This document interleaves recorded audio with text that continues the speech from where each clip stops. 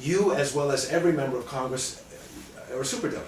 And I understand you've been getting quite a bit of attention with respect to which way you're going to go in this contest. I'm one of the few. Any news to make today? Any declarations here? No, I'm one of the few that has not yet declared. There are members, superdelegates who are party officials, and there are all the members of Congress are superdelegates by function of their title.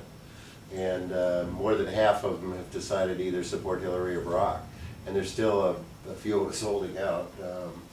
But I think what I like about it is the organization that both candidates have brought to grassroots politics in America. Mm-hmm. As you know, all politics here is local. That's right. And the strength of our government depends on a participatory democracy and a participatory activist voter base.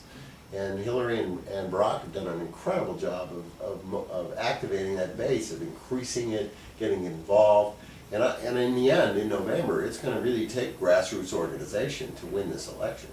And I think that what they have set up as a foundation for a presidential election is the greatest foundation ever built in modern history in Democratic politics or in any party's politics. So despite sort of contentions between the supporters of either candidate, I think that the good that's come out of this race is immeasurable, and we'll heal. Primaries are always bitter, and when they're over, you heal, and the party will heal, and hopefully we'll be very successful. Well, Sam, of course, the United States is at a very important crossroads. The consequences of this election could not be greater. And of course, one of the consequences is the Iraq War, and the whole issue of war and peace. We know that Senator McCain, the likely Republican nominee, is spending a lot of time and energy talking about how Barack Obama is foolishly willing to negotiate, to talk to people like Ahmadinejad of Iran. Do what is sensitive. Do what is a practical thing to do. Yeah, so, exactly. Let's talk about one of the efforts that you're involved in, first of all, to get the Democratic Party to take a very strong and principled stand with respect to Iraq, being willing to negotiate with Iran, and of course, ending torture.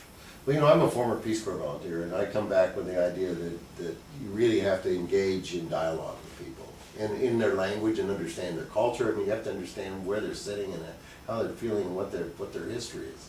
I think Bill Clinton was very effective as a president of being able to stand in the shoes of people he was negotiating with. Mm-hmm. This administration hasn't even been interested, right, and hasn't even been curious. Right. What we've seen with this Iraq War is we're just spending ourselves and we're putting it all on a huge credit card.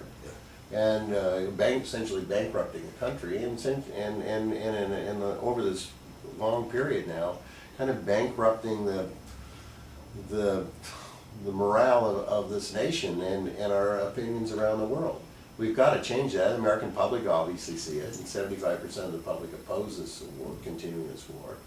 But the leadership hasn't gotten it. So I think it's very important, with your leadership also as a former member, and getting us to recognize what the public wants in this country, is to get our national platform, the official statement of the party.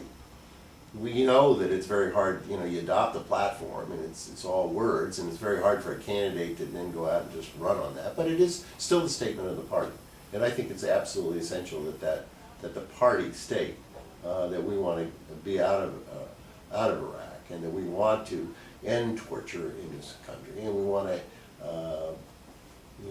do the things that you've asked us to do. You might explain your petition that you've got. Well, this is a copy of the petition, and many of the folks who are watching this are fully aware of this. The theory is that while the mainstream press talk about this race as if it's a sports contest, this really has consequences. Yeah. And the idea is to get the Democratic Party to stand very clearly and strongly against the war in Iraq, for engaging in diplomatic initiatives like the Iraq Study Group has suggested, including negotiating with Iran, and ending torture, closing Guantanamo Bay, and making sure that the public understand what the consequences of this race is all about. And when a new president goes into the White House and a new Congress is elected, they have not just a seat but a mandate for change. And we will have that as hopefully part of our Democratic platform and part of the debate at the convention, or the support at the convention.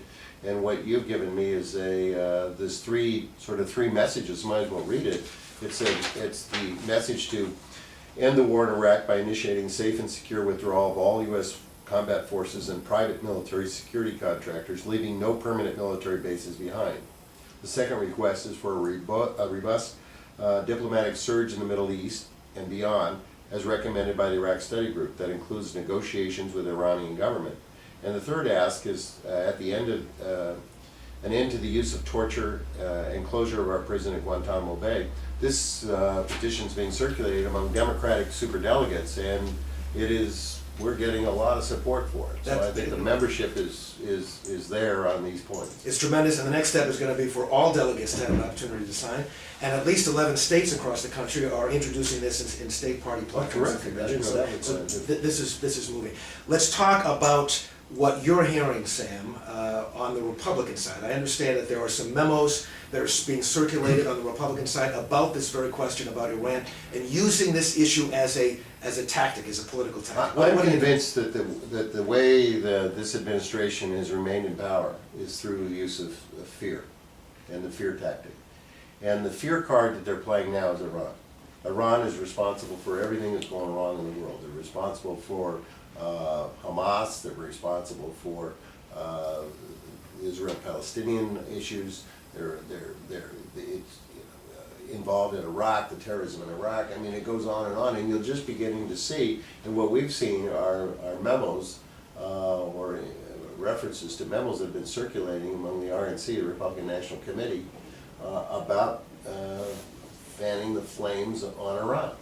And I think that what scares the heck out of me is that they're going to play this card between now and November to instill the fear in American people that we need a John McCain as president rather than a Barack Obama or Hillary Clinton. So this is now very clearly and explicitly designed by the Republican Party to play this fear card. Well, those memos are out there, and obviously people have thought about this, and you can see the president and his references and other spokespersons within the party bringing up Iran in almost every sentence about what's wrong going on around in the world. Now, Sam, the Iraq Study Group, which was chaired by, of course, Lee Hamilton on the Democratic side, James Baker on the Republican side, bipartisan, leaders from both parties, all agreeing on a bipartisan basis that we have to have a robust diplomatic surge in the Middle East, including Iran.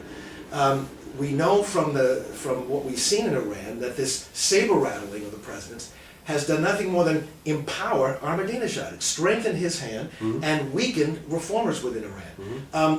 What is the logic, given that what we've seen in Iraq, given the situation throughout the Middle East, why not? Why not engage? Why not shift and try a different tact? I don't quite understand the logic. Does it just kind of boil down to fear, and does it boil down to a political Well, tactic? I think if you're a hard liner, you're gonna adapt that hard line, and you don't negotiate. You just, it's sort of pull yourself up by your bootstraps. Reach my level of satisfaction before I'll even engage and talk to you. That is just, in many ways, it's sort of racism. It's all kinds of things. It seems to me that what we learn in our personal lives is that if we've got difficulties in relationships, talk them out, get counseling, get advice. Isn't that what the diplomatic process is all about? I mean, we ought to have a surge in diplomacy rather than a surge in troops. Sam, are you concerned? There was a story in the Jerusalem Post earlier this week quoting unnamed U.S. officials, Bush administration officials, saying that there was going to likely be a strike, a military strike on Iran before this term is over. Are you concerned about this? I am. I'm really concerned because I think that is I think it's a political move. It's to. I think if McCain is not leading in the polls and not leading in a way, that this might be the card played to. We have a lot of work to do. Base. We have a lot of work to do on this. Well, the best thing to do is just to talk about it. So the American public when they hear these things, they can realize that there's a campaign out there that's going on. It's a fear campaign. And you don't have to believe that stuff. There's a lot of independent sources that can tell you otherwise, Sam, including military. Sam, we're out of time, but I really want to extend my appreciation to you for all that you're doing on this issue and so many others, and it's great. It's always me working with you.